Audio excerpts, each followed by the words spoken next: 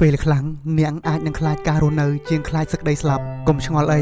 ព្រោះតែសក្តីស្លាប់វាពិតប្រាកដប្រៀបដូចជាភ្លើងទៀនចឹងរលត់ទៅហើយវាក៏ប៉ុណ្្នឹងឯងតែចំណែកជីវិតវិញវាពោពេញទៅដោយសំណួរដែលតែងតែសួរខ្លួនឯងថាតើវានឹងមានរឿងអ្វីកើតឡើងនៅពេលដែលអ្នកសាងកំហុសក្នុងជីវិតមួយនេះតើវានឹងមានរឿងអ្វីកើតឡើងទៅបើសិនជាអ្នកធ្វើវាមិនបានតាមអ្វីដែលអ្នកធ្លាប់សន្យារាល់សំណួរតែងតែសួរខ្លួនឯងជាមួយនឹងពេលវេលាបន្តទៅមុខប្រៀបដូចជាមានដៃដែលមើលមិនឃើញមកច្របាច់កអ្នកជាប់ជានិច្ចអ្នកបានត្រឹមតែទ្រាំឆ្លងកាត់វាឲ្យផុតតែប៉ុណ្ណោះមើលទៅអ្នកដូចជាបោកប្រាស់ខ្លួនឯងរហូតមកចុងក្រោយវាគ្រាន់ជាហ្គេមជីវិតហ្គេមដែលអ្នកមិនធ្លាប់សិក្សាស្វែងយល់វិធីលេងហ្គេមដែលអ្នកផ្ញើក្តីសង្ឃឹមលើមនុស្សខុស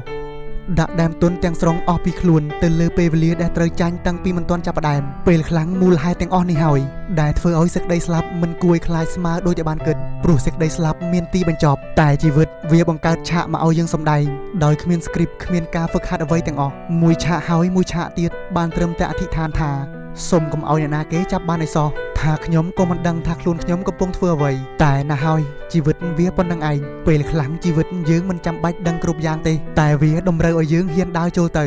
ហ៊ានប្រថុយប្រឋានប្រឈមមុខជាមួយនឹងឧបសគ្គនិងហ៊ានទទួលស្គាល់ថាអ្នកមិនចាំបាច់មានចម្លើយឲ្យគ្រប់យ៉ាងតាំងពីដំបូងអូខេសំណេរមួយនេះខ្ញុំធ្វើមិនសូវល្អទេតែខ្ញុំព្យាយាមហើយអរគុណ